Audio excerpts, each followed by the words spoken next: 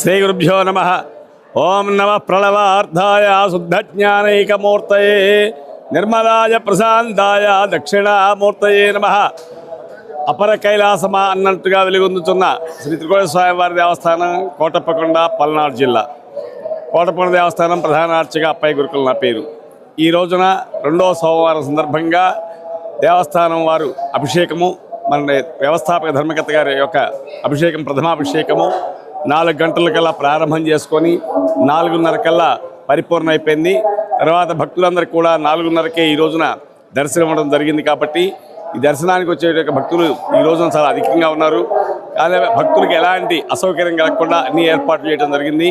కావున అభిషేక మండపంలో అభిషేకాలు జరుగుతున్నాయి. లోపల చేసే యొక్క విధానం తక్కువ ఉంది కాబట్టి అందరి ఫ్లోటింగ్ తట్టుకోలేక వెనక అభిషేక మండపంలో అభిషేకాలు చేయించుకుని అదే టికెట్ మీద స్వామివారి దర్శనానికి వస్తారు. 200 రూపాయల టికెట్ శీఘ్ర దర్శనం జరుగుతుంది. 100 రూపాయల దర్శనం వచ్చే దర్శనం జరుగుతుంది. అలానే ఉచిత దర్శనాలు కూడా జరుగుతున్నాయి శ్రీ స్వామివారికి. తర్వాత మధ్యాహ్న కాలం స్వామివారికి 1:30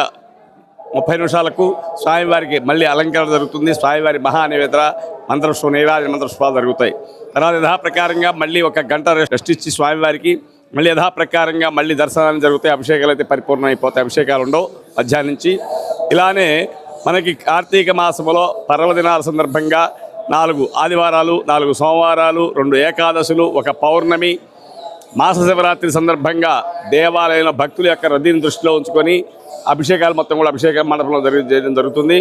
కావున ప్రతి ఒక్క భక్తులు కూడా శ్రీ స్వామివారి దర్శనం చేసుకొని స్వామివారి కృపపాత్ర కావాల్సిందిగా కోరుతూ ఉన్నాం. కోటప్పకొండ దేవస్థానం.